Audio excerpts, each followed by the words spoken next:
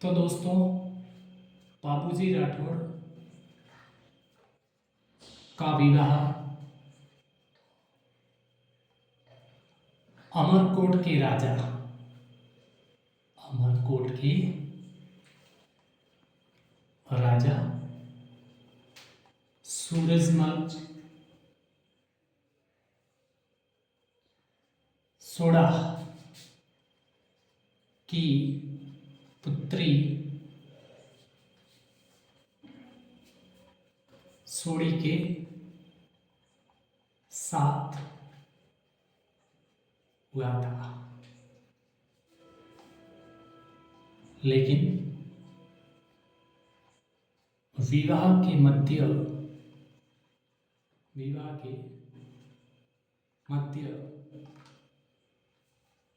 3 फेरे लेने के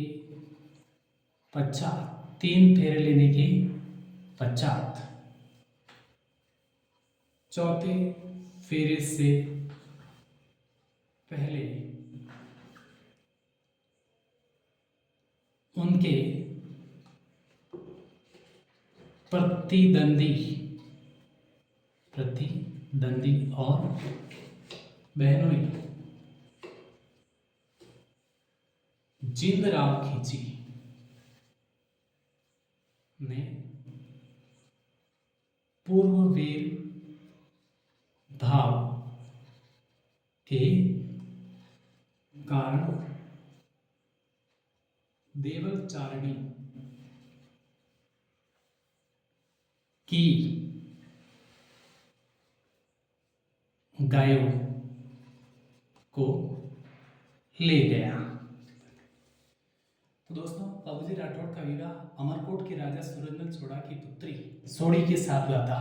लेकिन विवाह के मध्य 3 फेरे लेने के पश्चात चौथे फेरे लेने से पहले उनकी प्रतिद्वंदी और बहनोई जिंदराव खिंची ने पूर्ववीर भाव के कारण देवलचारिणी की गायों को ले गया था।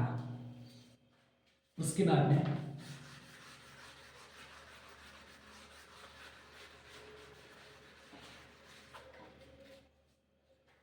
दोस्तों, जब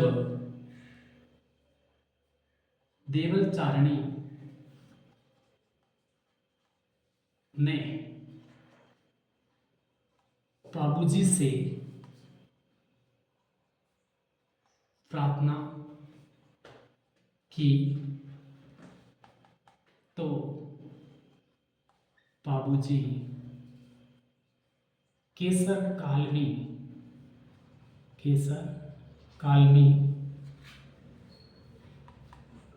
घोड़ी पर सवार होकर गायों को छुड़ाने के लिए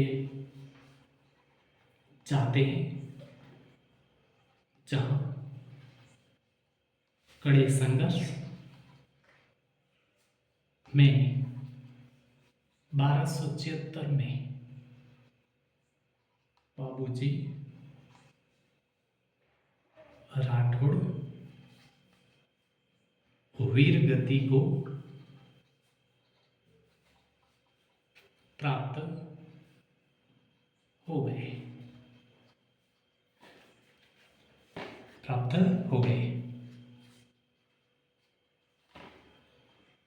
जहां कोल्लू फलोदी में इनका मुख्य पूजा स्थल है, जहां प्रतिवर्ष इनका मेला पड़ता है। तो दोस्तों, जब देवलचारिणी ने बाबूजी से प्रार्थना की तो बाबूजी केसर कालमी घोड़ी पर सवार होकर गायों को छुड़ाने के लिए जाते हैं, जहाँ कड़े संघर्ष में 1276 में बाबूजी राठौड़ वीर गति को प्राप्त हो गए, जहाँ कोलू फलोदी में इनका मुख्य पूजा स्थल है, जहाँ प्रतिवर्ष इनका मेला लगता है।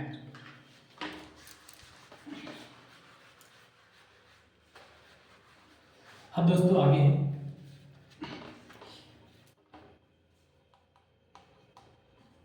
बाबू जी को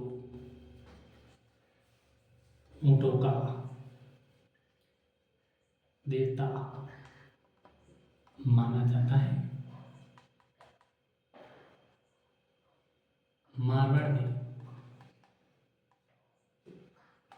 सर्वप्रथम ऊंट लाने का श्रेय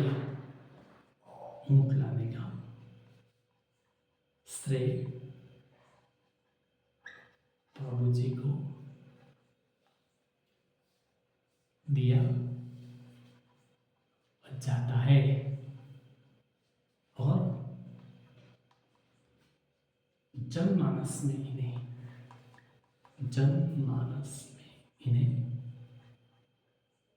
लक्ष्मण का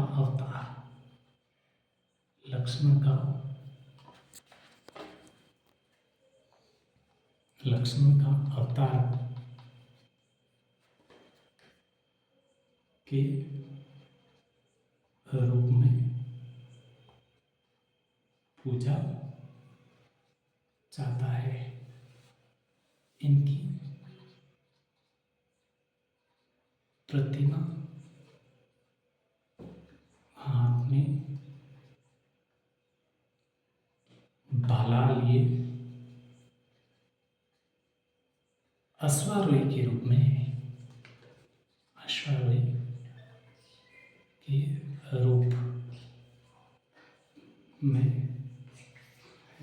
तो ये दोस्तों आज हमने इस बाबूजी की जो लोक देवता हमारे प्रमुख राजस्थान है उनकी जो ये क्लास थी। बाबूजी को ऊँटों का देवता माना जाता है। मारवाड़ में सर्वप्रथम ऊँट लाने का श्रेय बाबूजी को दिया जाता है और जनमानस में इन्हें लक्ष्मण का अवतार के रूप में भी पूजा जाता है। इनकी प्रतिमा हाथ में भाला लिए अश्वारोही के रूप में है। तो दोस्तों आज हमारी ये पहली क्लास थी जिसमें आप अधिक से अधिक इनको शेयर और सब्सक्राइब करें और हमारा हौसला बढ़ाएं। आप सभी का धन्यवाद।